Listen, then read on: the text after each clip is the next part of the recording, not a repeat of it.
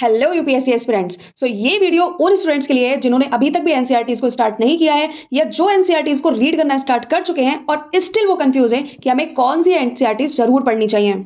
आगे बढ़ने से पहले मेरी वीडियो को सब्सक्राइब करना बिल्कुल भी मत भूलना। Now let's start this video without wasting time. तो भाई बिना इधर उधर की बात करें सीधा आते हैं पॉइंट पे। सबसे पहले आपको बेसिक एनसीईआरटीज में 6 to 8 क्लास की एनसीईआरटीज कवर करनी है, जिसमें से 3 एनसीईआरटीज इंपॉर्टेंट हैं, history, geography and polity. Polity आपके लिए मैंडेटरी नहीं है, आप उसको स्किप कर सकते हैं बहुत खुशी से, लेकिन हिस्ट्री एंड ज्योग्राफी आपको जरूर पढ़नी चाहिए बेस बनाने के लिए। मैं बिल्कुल भी आपको सजेस्ट नहीं करूंगी कि आपको नोट्स बनाने हैं, बिल्कुल भी नहीं। जस्ट एक बार आपको इन एनसीईआरटीज को पढ़ना है, history and geography for 6 to 8 class. Next है 9 to 12 क्लास तक के लिए कौन कौन सी एनसीईआरटीज आपको पढ़नी है और किस किस सब्जेक्ट के लिए। नंबर 1 है 9th क्लास के NCERT India and the contemporary world 1। Modern world, changing economies, everyday life के बारे में आप इसमें पढ़ने वाले हो। For example French revolution, Russian revolution and Nazism. ये आपके लिए मेंस के लिए बहुत ज्यादा इंपॉर्टेंट होने वाली है। अगर वर्ल्ड हिस्ट्री पढ़ना है तो आपको उसके लिए बेस क्लियर करना पड़ेगा 9th क्लास की एनसीईआरटी से, क्योंकि इसके अलावा और कोई वर्ल्ड हिस्ट्री के लिए करंट अफेयर्स के अलावा और कुछ एडवांस में हम यूज करते भी नहीं है, तो आपको बेसिक तो पढ़ना ही पड़ेगा। नेक्स्ट आता है 10th क्लास के एनसीईआरटीज। और हाँ, एक चीज याद रखना, 2026 के एग्जाम से आपको ये तो क्लियर हो ही गया होगा कि ना तो यहाँ प्रीलिम्स और ना यहाँ मेंस है। भाई अब तो आपको दोनों की तैयारी करनी ही पड़ेगी। इसमें सेम इसका पार्ट 2 दिया हुआ है, India and the contemporary world part 2, rise of nationalism, industrialisation and print culture के बारे में बेसिकली आप इसमें पढ़ोगे। इससे बहुत ज्यादा नोट्स बनाने की जरूरत आपको नहीं है। जो भी टॉपिक्स या जो भी चैप्टर्स, जो भी कीवर्ड्स आपके सिलेबस से कनेक्ट करते हैं, जस्ट उनको आपको बहुत सावधानी से पढ़ना है और उनके ही आपको बहुत शॉर्ट नोट्स आपको बनाने हैं। No extra work need to do.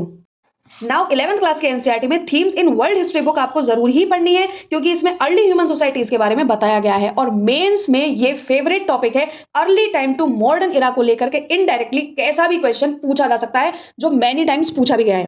Simple समझो, अगर आपने बेसिक एनसीईआरटीज कवर कर ली, जो कि सिर्फ कहने के लिए ही बेसिक है, और इनका एडवांटेज आपको बहुत ज्यादा मिलने वाला है।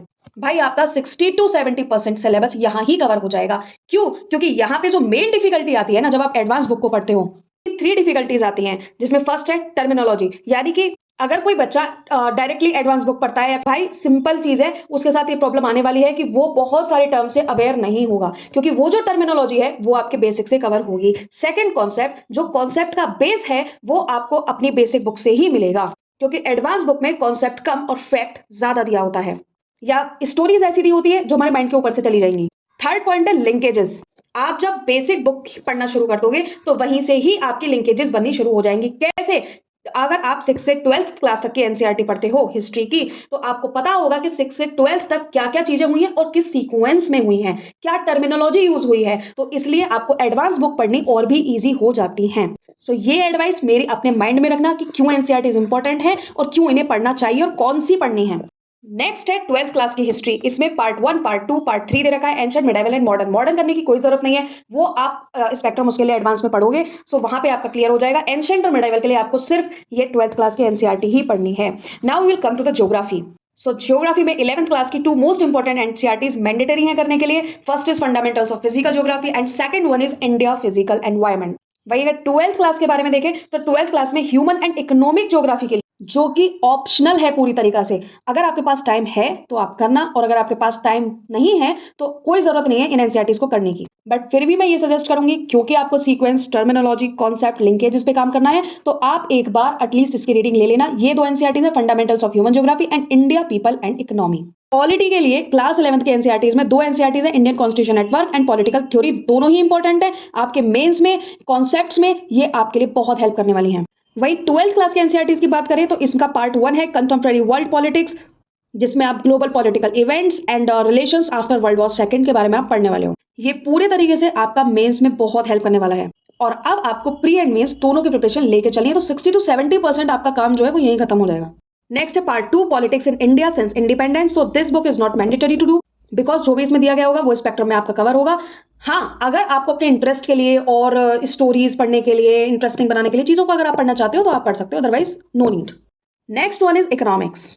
इकोनॉमिक्स में सेम क्लास 11th की एनसीईआरटी आपको कोई सजेस्ट नहीं करता, पर मैं पर्सनली आपको सजेस्ट करूंगी, क्योंकि ये जो एलपीजी रिफॉर्म्स वगैरह जो भी चीजें आप इसमें पढ़ते हो वो सब आपके मेंस के सिलेबस में दिए हुए हैं, और उनकी कॉन्सेप्चुअल क्लैरिटी बेसिक लेवल पे आपको यही ही क्लियर हो जाएगी, इससे पहले कि आप मेंस पे छलांग मारो। ठीक है, तो आप क्लास 11th के लिए इंडियन इकोनॉमिक डेवलपमेंट पढ़ने वाले हैं, और क्लास 12th के लिए 2 बुक जो आपको पढ़नी ही होती हैं, introductory micro economics and introductory macro economics. So just do these 11 to 13 NCERTs rather than completing all 40 NCERTs.